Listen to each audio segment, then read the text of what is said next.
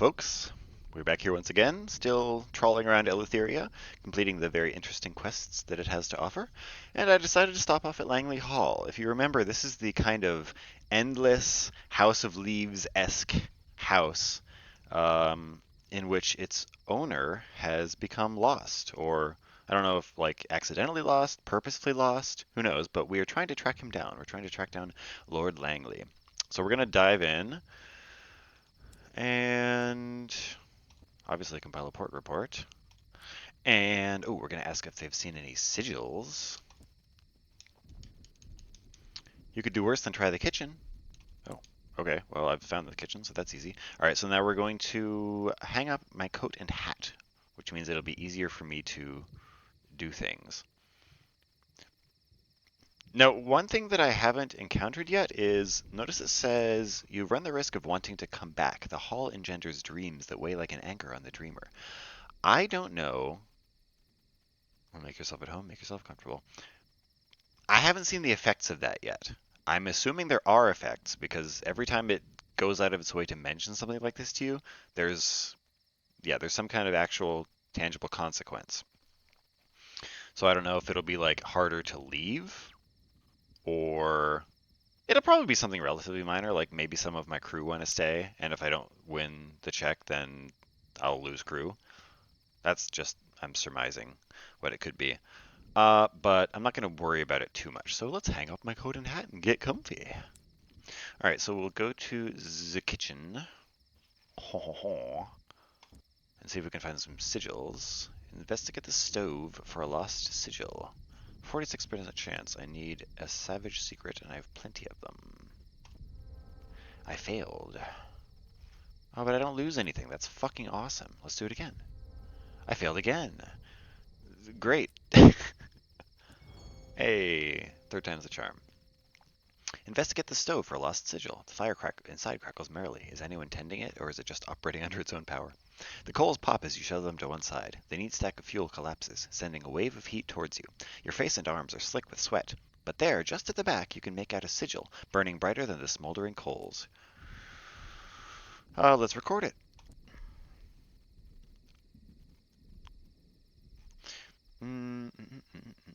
Okay, after you've got a copy of the sigil safely stored aboard your locomotive, you need a wash and a change of clothes.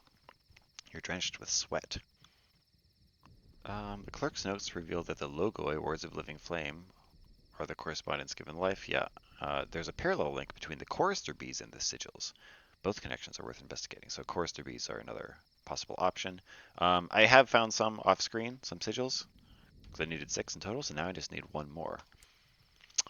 But anyway, I forget what we're trying to do here, like where our next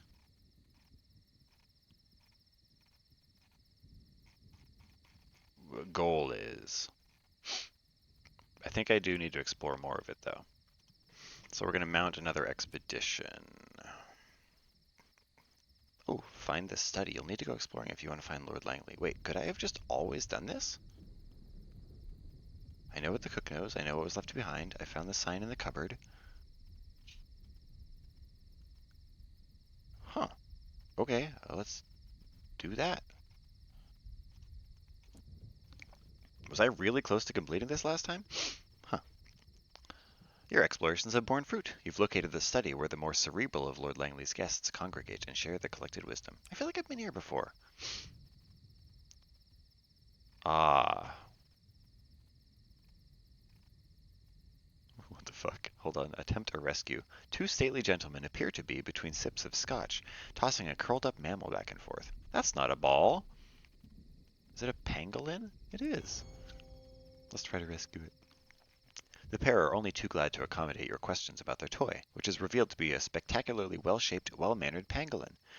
Despite their assurances that the animal consents to the peculiar treatment, the pangolin looks distressed.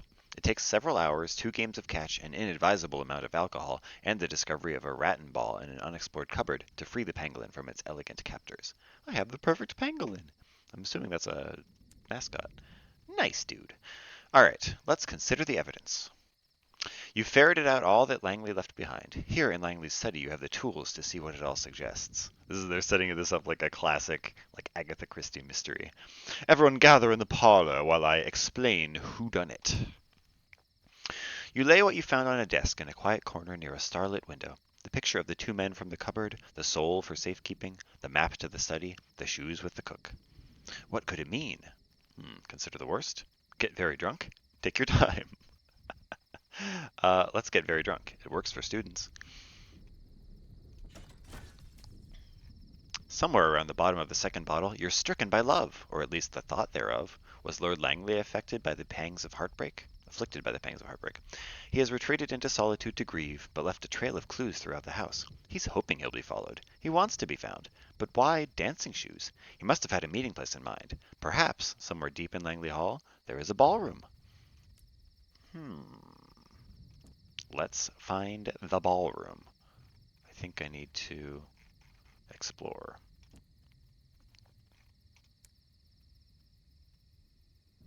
And I need staircase splunking of 100. I have 95. So I need to embark on an expedition. And keeping morale up will be vital. Hey, we win. Okay, the expedition was a success. And now we can enter the ballroom. It is time to find Lord Langley.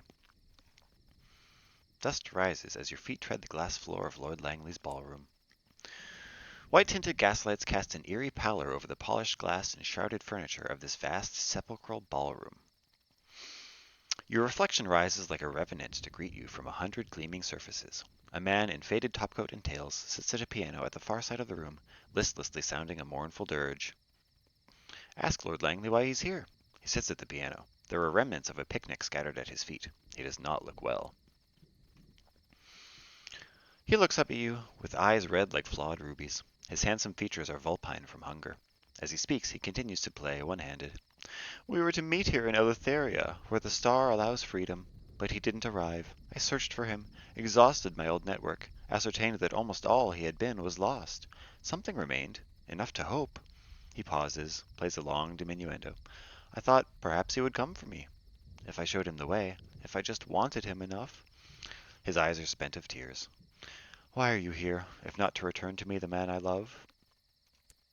Who are you talking about, dude?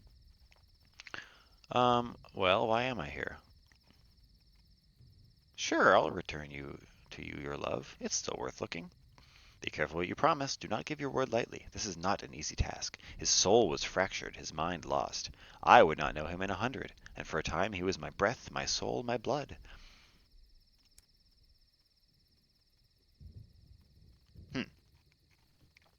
So is this, like, possible? Well, I mean, we have to try, right? I'll find your lost love. His expression is carefully blank. A romantic, then. So be it. I'll tell you what I know to still be true, and you can work from there. He was uncommonly driven and uncommonly stubborn. He was arrogant and charismatic. He was, naturally, uncommonly handsome, too. He smiles at some secret memory. Even if all else about him has changed, I believe those traits would not. If you find him, and if you bring him back, I will reward you with all I plundered from heaven's vaults. His expression is one of desperate yearning. He's charged you with finding his altered lover somewhere among the stars. Interesting. Interesting.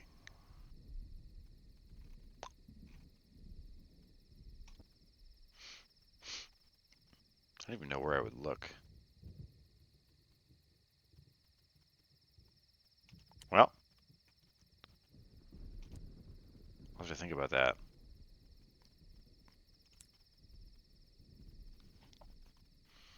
Okay, that quasi wraps up the Langley Hall quest. Let's go to Caduceus next.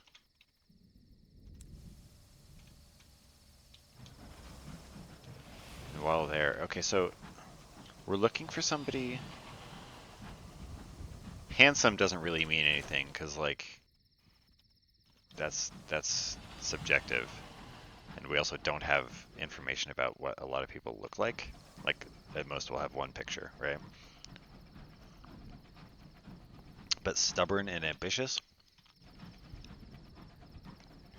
Not a lot to go on.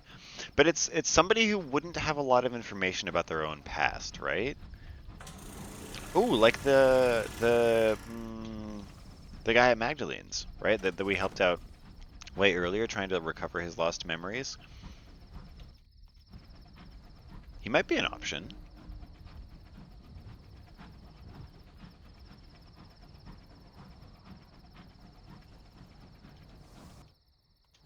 Yeah.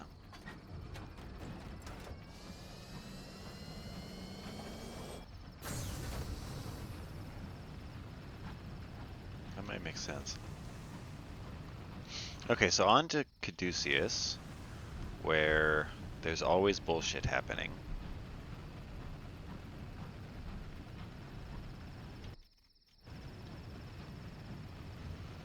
I quite like it though. It's very, I don't know, it's peaceful bullshit, you know? It's like, yeah, they're trying to usurp the natural order and supplant the suns, but they look good doing it.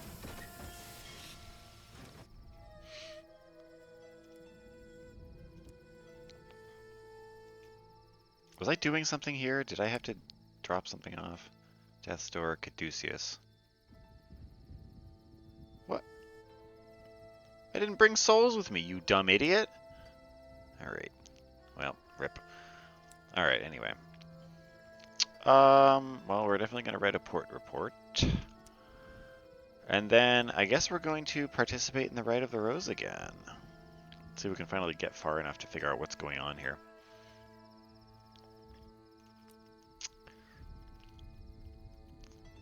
Okay.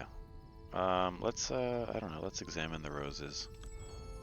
They glisten, but not with dew. Are they weeping? I've gained a vision of the heavens.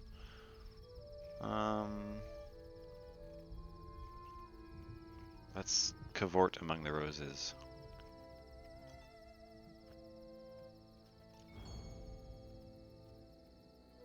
Oh, our terror fell. Hooray. Let's,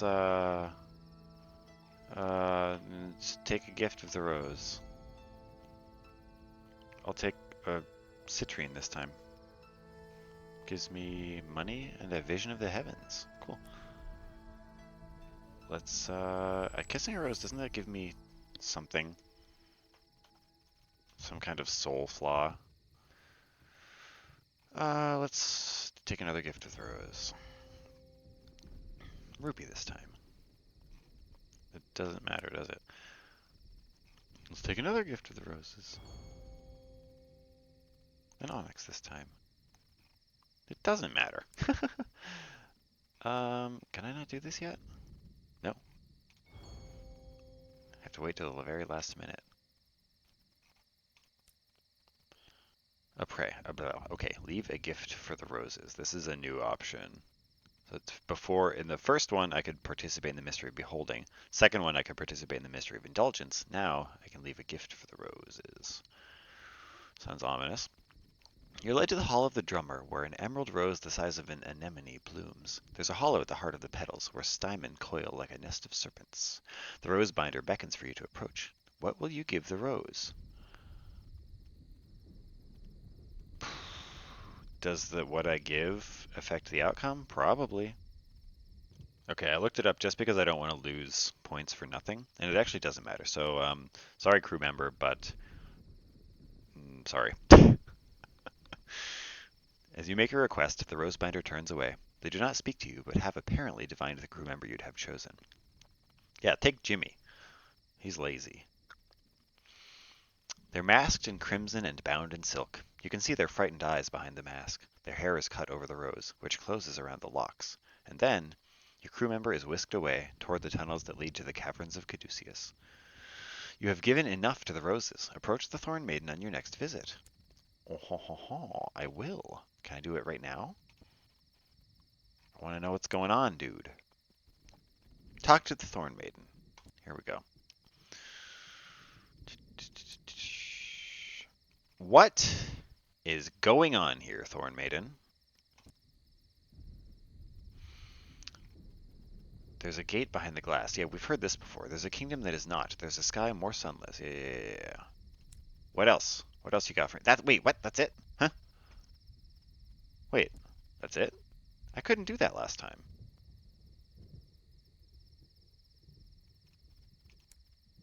Hmm. Do I have to, like, leave and come back?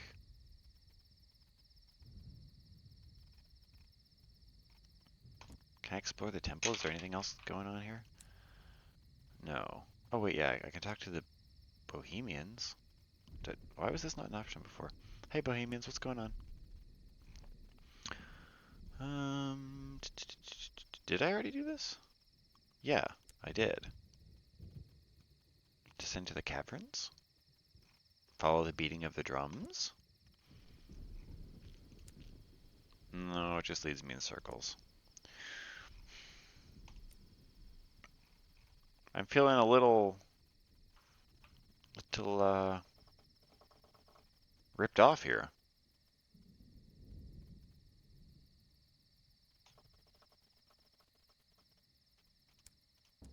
Huh.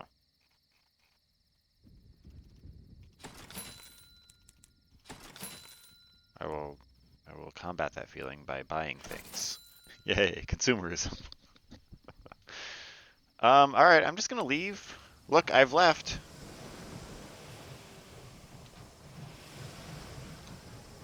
Look, I'm coming back. It's me. I haven't been here in a while. Tell me something new. What's up? Talk to the Thorn Maiden. Or do I have to do it in the next Rite of the Rose? Yeah, Hidden Kingdom. I feel like there should be more there. Like all that just for a paragraph of expository dialogue? I don't know. Okay, yeah, there is more. I just checked. I do have to participate in the Rite of the Rose again.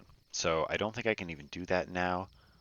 No, I can't because I need more moments of inspiration. So I shall return, Thorn Maiden. I shall return. You've not heard the last of me, motherfucker. But now we're going to the House of Rods and Chains because those people actually like me. The slime people. Those are my people. We're friends. Don't judge our friendship. It's beautiful and slimy. Mostly beautiful, though. Now let's see what kind of shenanigans we get up to along the way. There's usually some bullshit hanging out waiting for me. Any bullshit here? Any bullshitters?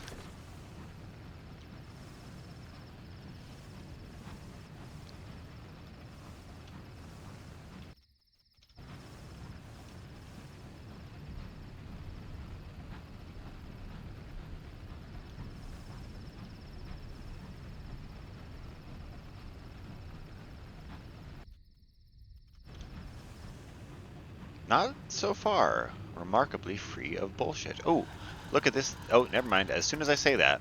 As soon as I say that. We've got this chasm to drive through, and then one of those edgelords following us. Who are not worth the time to fight, I'm pretty sure. But look. Oh, the crab. Gaze upon its magnificent crabness. Its crustaceanity. Gaze upon it, ye mighty, and weep. Oh, I make myself laugh, and that's what's important, right?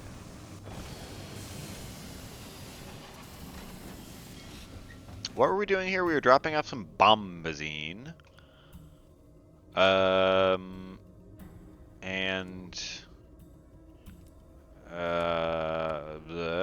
was there something else? Probably not. Oh, I was gonna buy some caged catches. Yes, yes, yes, yes. I think I have 4 in the bank. I needed some to complete an assignment, and I need 4 for my story mission, so I need to buy, I think, at least, well, why don't I check how many I need for the consignment? 5, so I need to buy at least 5. I'm gonna buy like 10, though, because you know I'll need more at some point. And this is like bumfuck nowhere. This is the farthest you can be from anything else. Well, I guess not now that this relay is active. That takes me back to Albion, but I don't always want to go to Albion, you know? Albion is so last year. Okay, and we are once again full up on bullshit. Okay. Carapace, what's going on here? Mr. Barleycorn? Oh, Mr. Menagerie says hi. Oh, the Chiropterist Hoarder says hi too. Let's do that. I think that's less important. Uh, yes, says Mr. Barleycorn. Let's go with a long, long breath. Forever is a septic injury, one that cannot be cured. The only panacea is something none of us can abide. Our animal hearts will not allow us the solution. Death, in other words. It falls silent for an ageless moment. Give them my gratitude. It was good to know, at least, that someone understood. Okay. Now, Mr. Menagerie says hi. I confess I'm amazed it has survived. My master was not tolerant of its various weaknesses, its single-mindedness, its cleaving to antiquated custom, how it chafed at its chains. So these were all servants of the messenger, right? I think we determined that. Mr. Barleycorn dips the seal in ink and presses it to paper. Still, I'm glad it has found a new purpose. I'm pleased to hear it's doing well. I lost the seal of Mr. Menagerie and gained some money. I gained $200 for following Mr. Menagerie to 6 or 7 different ports of call and harassing him relentlessly. Again, feeling ripped off. Oh, so I thought this was a one and done thing. Find others of my kin. Okay, but I guess I can keep doing it. So there's that dude in Lustrum that I should talk to, and there are probably others in other places. Alright. Alright. What can I do here?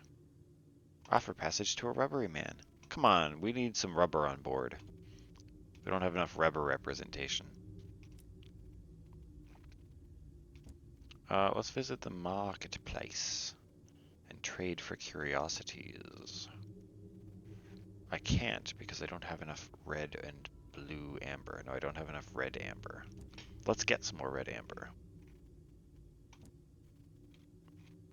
We got some red amber. Good deal. Trade for curiosities.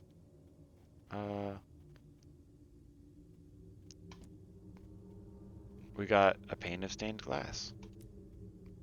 Okay.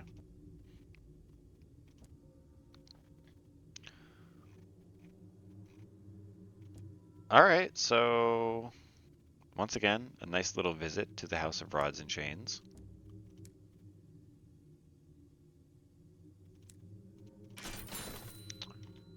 Now what are we doing? We still need to find one more sigil. And we need to find one more... No, and we need to find 3 more places to deposit a death. Right, that's what the Heart Catchers tasked us with doing. And I want to go back to here, to the wreck of the Behringer, to do that experiment. And I think that I can get moments of inspiration, I want to say in the Eagle's Empyrean? Maybe in Pan? Alright, so once again, we've got some bopping around to do. I'll go and do that and let you know when the next time something interesting happens. Yo, while we were traveling, we found a blind hermitage, and I could gather a fragment of a lost sigil here. It does look like...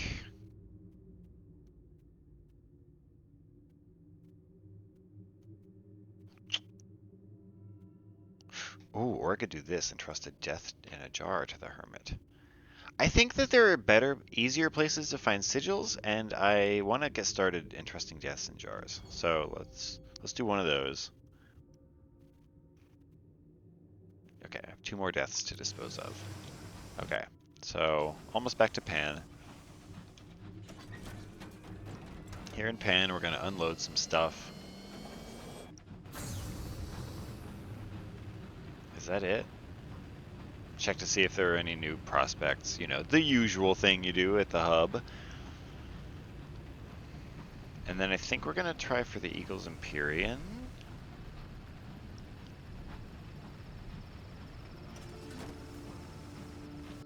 Yeah.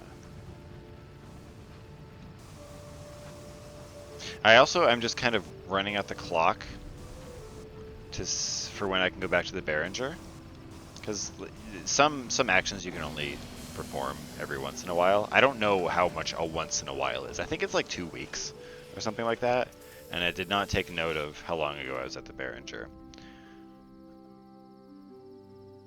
Didn't no.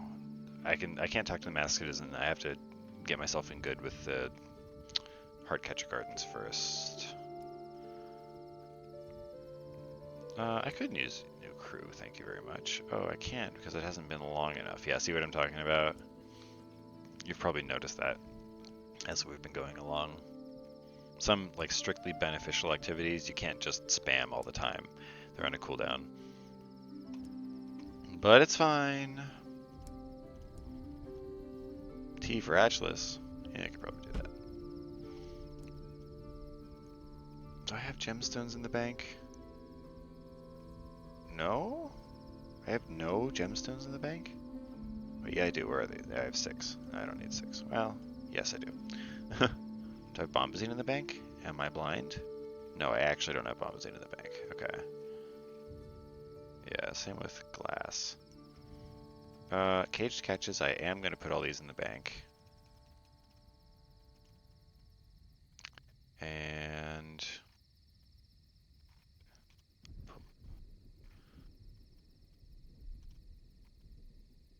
it was souls that I needed for the Behringer. And again, I'm going to take 2 of them just in case I need to. No, it's not teeth.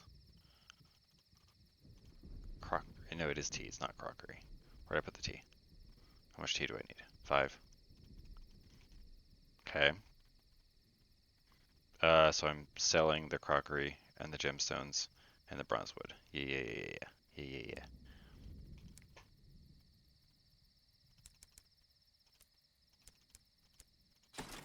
Good.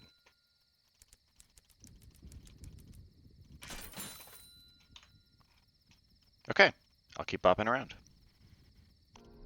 Alright, so we're back again. We stopped at the Eagle's Empyrean. We just passed the nice Xanthus moon. You can kind of see it in the background. There's a glow up there. And we found a crossroads. And I'm going to bribe the person here to dispose of the death in a jar. I need another worldly artifact. That's fine. Bye. I only have 1 more death to dispose of. Easy peasy lemon squeezy. And now we're coming up on the wreck of the Behringer again. I think enough time has passed? Question mark?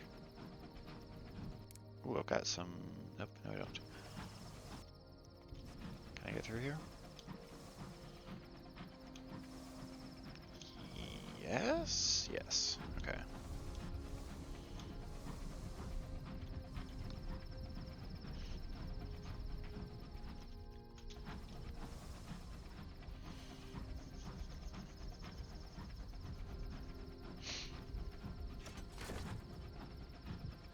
What is this? Oh, it's a thing. An extinguishment, that's what it's called. If you drive through the center of them, usually something good happens. I got an Eleutherian mystery for my troubles. Yeah, those things are weird because they look really sinister, but nothing bad happens when you go in them.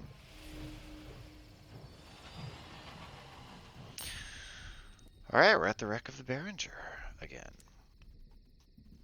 So, I want the mask of the Scintillant.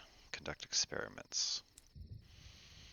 Now... Oh, son of a bitch! It hasn't been long enough yet. Come on, man. Alright, see ya. Alright, folks. I'll be back when something interesting happens. Okay, so something interesting has happened. I've made it to Atlas, and I found the House of Silks. Which is a... I don't even know. A place. Velvet wraps the inside of the hut like a fine chocolate box, with silk curtains delicately hanging down to provide translucent privacy for guests. Behind, the shadows of wealthy traders lie in the embrace of soft, well-plumped cushions, gently sipping from bronze hookah pipes until their eyes and troubles are somewhere else entirely. And there's another master here, Mr. Pipes. He's the hooded proprietor, or sorry, it. It keeps itself at the back of the house. A particularly large hookah pipe delivers smoke into the darkness of its cloak. What's up, Mr. Pipes? It's relaxing and has no interest in either chitter or chatter. But, hey, Mr. Pipes, recognize the seal of Mr. Barleycorn? A servant girl takes the wax seal to her snoozing master and whispers something into its cloak. A moment later, and she returns with a certain amount of trepidation. My master trusts that this is what you require. May it do you some good, or at least no harm. Oh, it just gave me its seal. Well, that was significantly easier than fucking Mr. Menageries seal. That's okay, that's how it should have been, I feel like, you know? For 200 bucks. Whatever. What's the Vigilant Nightingale? An old, mostly picked apart locomotive acts as the ring-breaker urchin's kip and base of operations. One of the urchins jabs at you with her weapon, a broomstick with a knife on the end. Friend or foe? Friend or foe? I'm definitely foe. Delivered with a glare. Oh, well, don't be trying anything, or Sigrid will stick you. This broken down engine has been comprehensively gutted to serve as the ring breaker's home and base. Filthy hammocks stretch between metal bars, most full of snoring urchins. Others sit around decorating tea tray armor with bright paints, or sparring playfully with wooden sticks. Let's see what's going on with Sigrid. Captain Sigrid. Enter!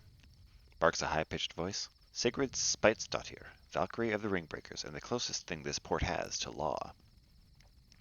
Despite being the youngest ringbreaker to be declared Valkyrie, Sigrid has the glare of a seasoned general and the scars to back it up. She sits sternly behind a mahogany desk almost as tall as she is, carefully engrossed in a copy of Sun Tzu's The Art of War. It's a show of military diligence, only slightly undercut by it being upside down. uh, why are urchins acting like the constabulary in this port?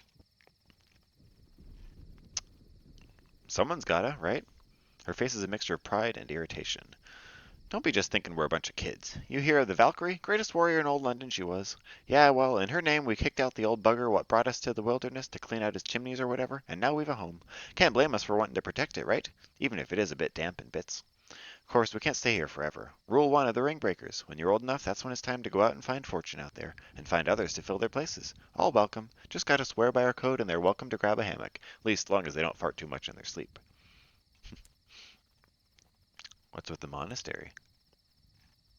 Never been to it myself. Them bohemian types in town are said to know a way, but it ain't through the front door. Anyway, without the tea from that place, we'd not have much of a home. Reckon we'll keep defending it. A Valkyrie don't need thinking.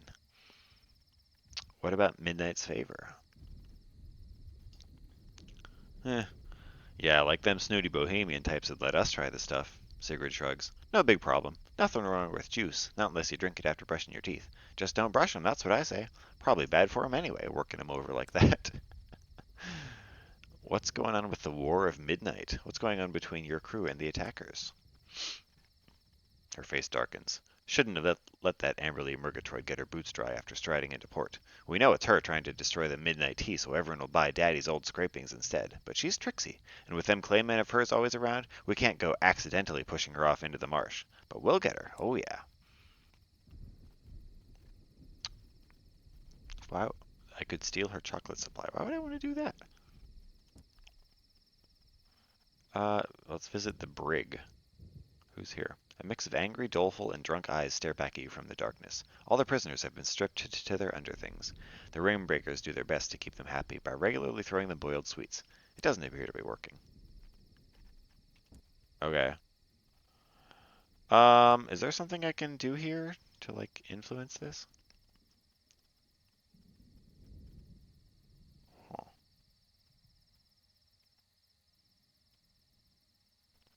Is there a point to going back to the Midnight Garden? Attend another tea ceremony? Like I could. I forget what that did. It probably just decreases terror. Uh, Murgatroyds? There's nothing to do here. What's up with Midnight's Favor? Oh, right. She's resentful. I feel like there should be more I can do here, you know? Examine a prominent statue? Did I already look at this? The mysterious founder, it can be assumed. If not, someone equally important to the market port. They look somewhat more imp than man, with a flag on their lapel that matches the crest on the nearby wreck of the Vigilant Nightingale. Peering closely, there's a plaque between the figure's feet. Someone has scratched out all the details. Perhaps the subject himself, preparing to maintain a sense of mystery, or plausible deniability. Alright, just a flavor text there. Okay, well... Oh, nice, I can buy more stuff here. What am I carrying that my hold is just full? Oh. Why am I carrying all this stuff? Because I went back to Pan to drop it off and just completely forgot to drop it off. Good job, me. Good job. Alright, anyway. We're going to explore some parts of the sky that we haven't explored. This is like the one corner of Eleutheria that we haven't rounded out. So let's do that. Maybe there will be something interesting. Probably not, but you never know. At least I can find something to kill.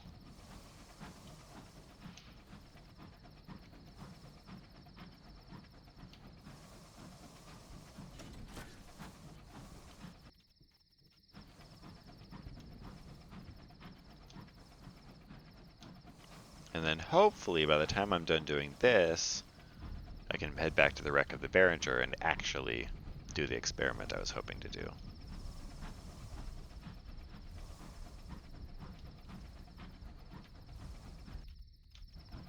Here we go, sailing into the great unknown. Ooh, spooky. There's a thing over here. It's a rock.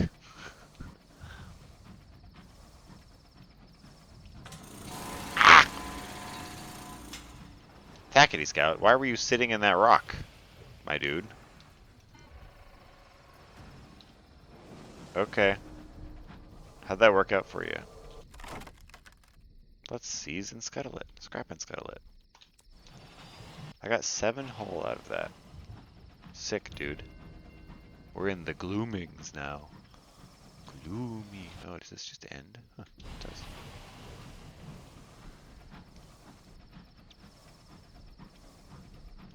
Have you ever noticed the little jets of steam that puff out laterally whenever you shift to port or starboard?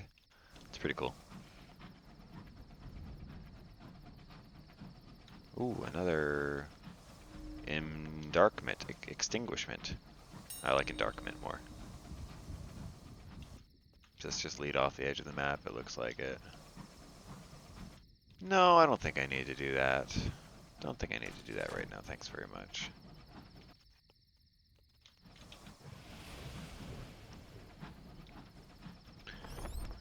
What do you think, guinea pig? Is there anything out here for me to find? Signs point to yes. No, that's interesting, because that's like the same place that something was there before. Could be coincidence, but it could be like a static thing.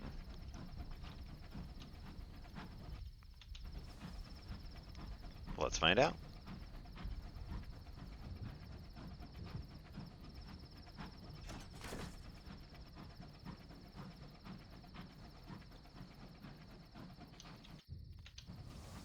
Should be getting pretty close.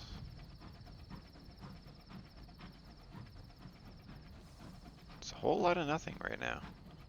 No, it's just a random piece of loot. Alright.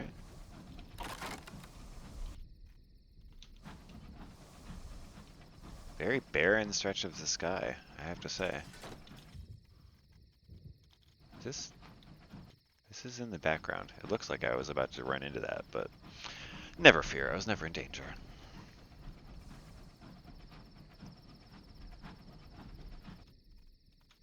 Okay, and then here we're back to the transit relay. The the defunct half of the transit relay. Oh, sick. A wreck, and I could dispose of a death in a jar. I've got a 99% chance of success. Yeah. Alright, very cool. I've now disposed of all 3 deaths.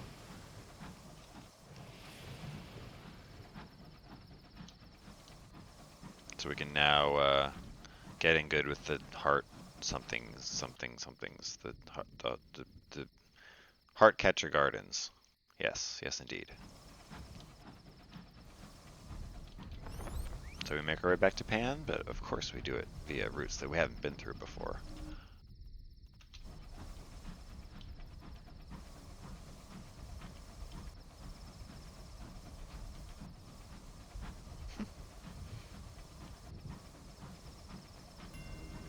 Little fading.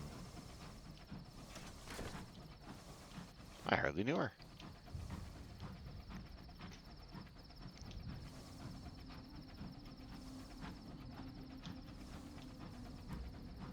Oh, the spooky music has started again. Can you hear the spooky music?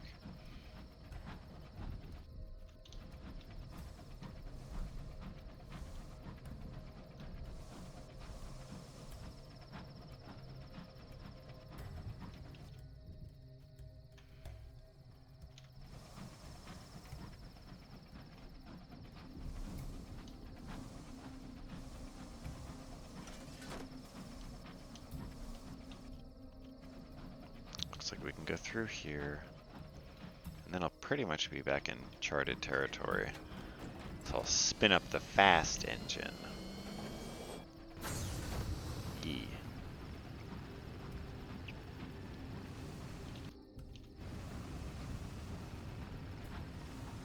Okay, well, I'll see you folks back in Pan.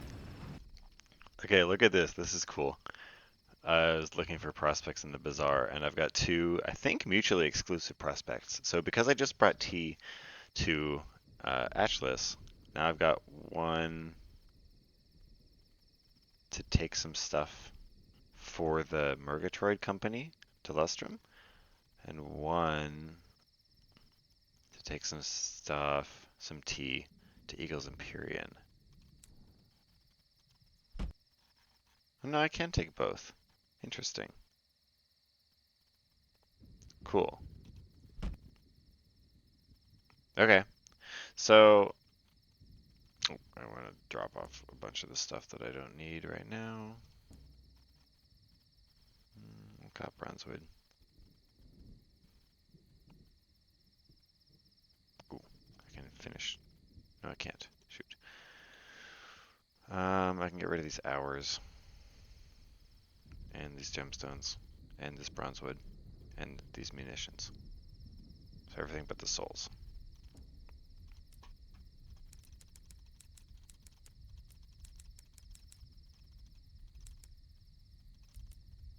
Yes.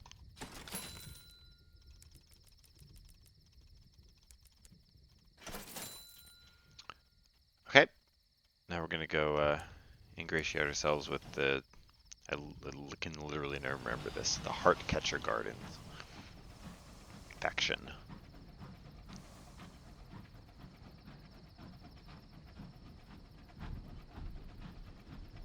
An Empyrean Outrider. What's up?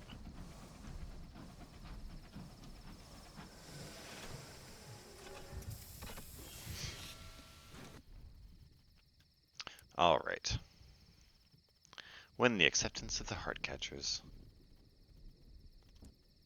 I've disposed of your unwanted deaths. You hand over the empty box and begin to tell him where you disposed of the deaths it contained. He raises his hand. This is the green-fingered old warhorse we're talking to. No, it's best no one knows, especially me. There's already too much I'd rather forget. He leads you along the thorny hedge that encloses the inner gardens. A single archway, made from the vines and tangles of a wary, fully grown heartcatcher, allows entry. So remember, heartcatchers, like, they're trees, but they also people. Like, heads grow out of them, sentient heads. As you step through, the heads among leaves bow. Death barrier, one cries, in tones of deep respect. Fate breaker, calls another. Friend, whispers the third. Beyond are the deeper glades, where mature heartcatchers hold their councils. I'm permitted into the Mimyricon, the inner garden of the Heartcatchers. Cool, cool, cool. Um,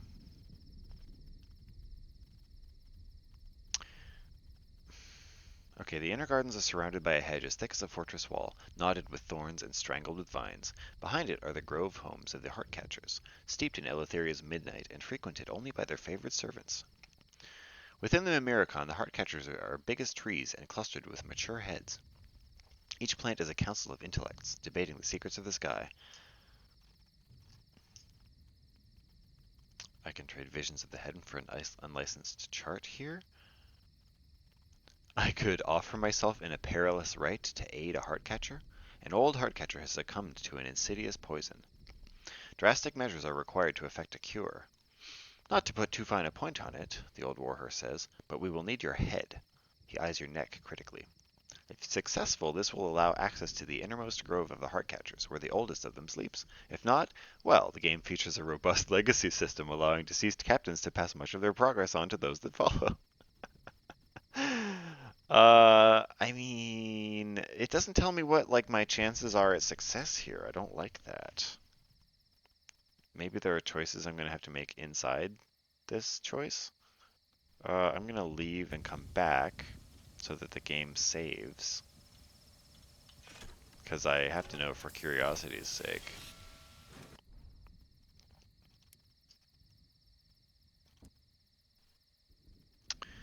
The Nepenthe Ritual. The old warhorse explains the problem. One of the Heartcatchers has been poisoned by doubt, and we've been unable to arrest the toxin's progress. All but one of its fruit have contracted the poison, and if the last one succumbs, the entire plant will die. We need you to masquerade as one of its fruit and fortify the remaining head. The process is not without danger, he confesses. Okay. First, you're asked to inhale mists from a copper bowl. Vapors from the Achlian Marsh, the old warhorse explains. It's for the best. Your world disjoints, events separate into isolated moments, each untroubled by sensation or emotion. A lamplit grove, ringed by veiled gardeners. The heads of a Heartcatcher looking down at you, speaking with tongues of fire. The old warhorse advancing with a set of garden shears. Let's observe how the firelight gleams upon the blades. Let what will be, be. A sharp sound like tailor's scissors. A period of darkness. Then you're being carried, facing backwards. You can't see where you're going, but you can see what's left behind. A body slumped among the roots of a Heartcatcher. It does not look back at you. It cannot. Then you're lifted up and set among the branches of another Heartcatcher. Around you dangle a gallery of stern heads. The nearest is unsmiling, distinguished, and reminds you of your aunt. This is the head you're here to help. The others cluster about it like vultures. Their cheeks are veined with green poison. You're among the heads of a Heartcatcher. The poisoned fruit cluster around the healthy one like vultures. All our counsels go awry, pleads one handsome head, its sideburns speckled with gray. Another, pinch-lipped like a sour old lawyer, nods. Yes, that's because we are a fraud. We've pretended to know more than we do, and others, through kindness or gullibility, have believed us. A chorus of nods. The head that resembles your aunt has no answer. Okay, so I could lend the dignified head my stubbornness. If I fail, I will lose some hearts. But I've got an 82% chance of success, so let's not fail. Yee! I whisper a word of encouragement. Her jaw tightens. Her eyes flicker toward you. Her lips twist in thought, and she looks back to her accusers. I question your assertion.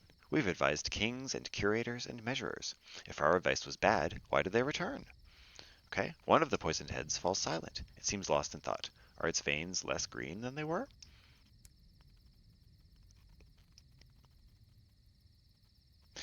The other heads turn their attention to you. Who's this? The pinch-faced one demands. Are you new? A younger head, fair-haired and mournful, turns her attention back to their victim. A stranger, someone who hasn't known you as long or as well as we have. I will do this one that costs savage secrets because I have a bunch of savage secrets. I'm going to conceal myself from their sight. You've learned a trick or two in your time in the skies. Using an old murderer's trick, you withdraw from the attention of the glowering heads. The one that looks like your aunt clears her throat. An achievement given her physiology. AKA she doesn't have a throat. My associate's identity isn't important. Their point is. Absolutes aren't a helpful frame for this discussion. Aha! Another of the poisoned heads no longer seems sure of its case. You're making a little progress. The other heads grumble.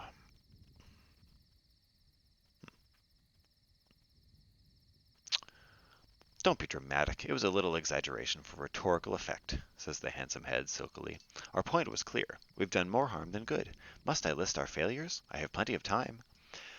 Okay, I will use a moment of inspiration here because I don't have a great chance at succeeding this check. So I'm going to present a counterpoint. The heart catchers are here to advise, not to decide. This one has done so well as it was able. The head nods in its cradle of vines. This is so. We've never given advice we knew to be false. We've not wasted our cognition on matters of no significance. We have, of course, been wrong, and will be so again. But that has to be acceptable. We don't have the privilege of certainty. We are counselors, not priests. Some of the poisoned heads had begun to argue amongst themselves in the background. So that was 3 checks, right? There were 6 poisoned heads, so we're halfway there. We're living on a prayer. The accusers scoff. And that's enough, is it? The pinch-faced head demands. To try and to falter? As long as we did our best, that's what matters. Never mind those we fail. The handsome head looks at her pityingly. Do you really believe that? He asks. Listen to her response. I've helped as much as I could. Now I find out if it was enough.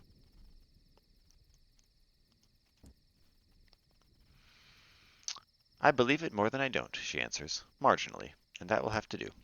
A couple of the other heads nod, convinced. The pinch-faced head is one of them. Perhaps it will, he says. The green tinge has faded from his cheeks. The majority of the heads are still poisoned. The heart catcher's not cured, but maybe it can manage. Sometime later, during the hour of knots, the green-fingered old warhorse retrieves your head. There's another bloody and elaborate rite in the lamplit grove. With a complex series of stitches, your head is restored to your shoulders. You're left with a persistent itch, though, around the base of your neck. It will endure to the end of your days. Huh. I am now a friend of the heart catchers, and they're grateful to my aid. I may visit the first of the heart catchers. Although something happened to my soul. Not sure what.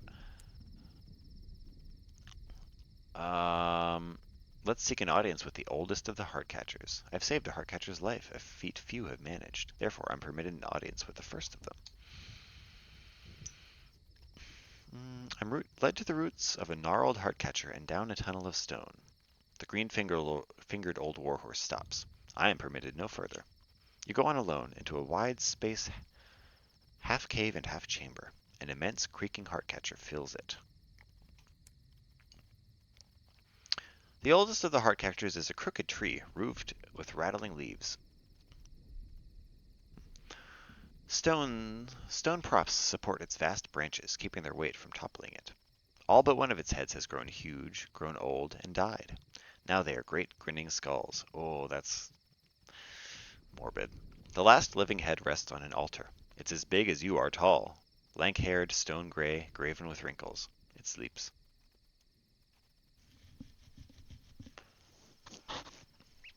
Can I do more than one of these things? Well, let's do this one first. What is the courtesy? The second storyteller has seen... This is the second storyteller. So the first storyteller was the guy in the well, right? What story did the second one tell? Huh. The second storyteller has seen the deaths of stars and the turn of eons. It has mastered death. Has it? Surely will not be afraid to answer. The great head opens its eyes. It tells you a tale, slowly at first, then quicker, like a stone rolling downhill, of a war that broke out between the stars, and how, when the first star died, they paused. To end the war, they made the courtesy, an agreement which set out the terms and rituals under which one star can kill another.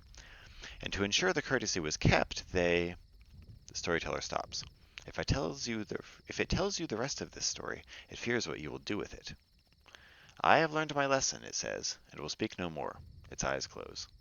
You leave. You'd better tell the masked citizen what you've learned. To ensure the courtesy was kept, they did what? What could they have done? It's an agreement which sets out the terms and rituals under which one star can kill another. To ensure the courtesy was kept, they... I don't know. that it must be some enforcement mechanism, right? That disallows you from killing another star if you're not permitted to. And it must be a strong enforcement mechanism if you're going to enforce stars. And if this storyteller is so afraid of it that it won't even mention it. And it must be an enforcement mechanism that's still enforced. Again, if they're so afraid of it. Interesting. Okay. I better tell the masked citizen what I've learned. I'm guessing I can't go back in there. What do I need? I need 3 Eleutherian mysteries to get another audience. Yeah, let's do it because there was something else there. Eavesdrop as it slumbers. Gain experience and a moment of inspiration. Can I just do this whenever? That is a good trade. 3 mysteries for 1 moment of inspiration and 300 experience. That's such a good trade. Cool. Okay. See you guys. So could I have done better there? I don't think so. I I succeeded all 3 checks.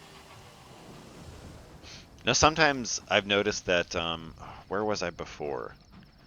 Where if you basically if you pay for something, it was in the Behringer's thing. Like basically if you take the easy way out and pay for something, the reward might not be as good as if you succeeded a check. And I was wondering if that was the case there, but I don't think it was.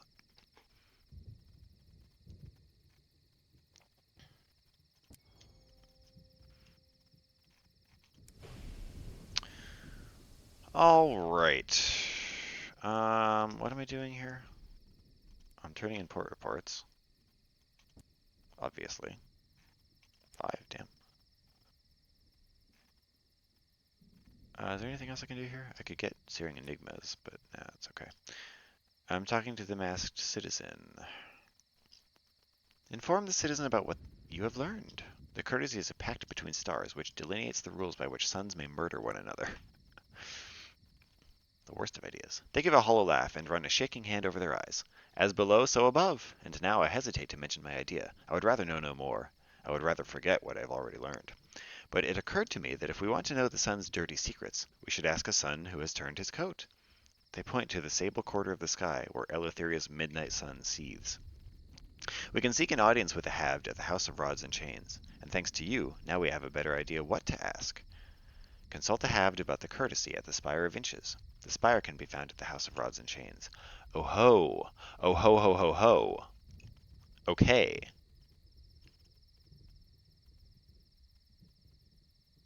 Very cool. Okay.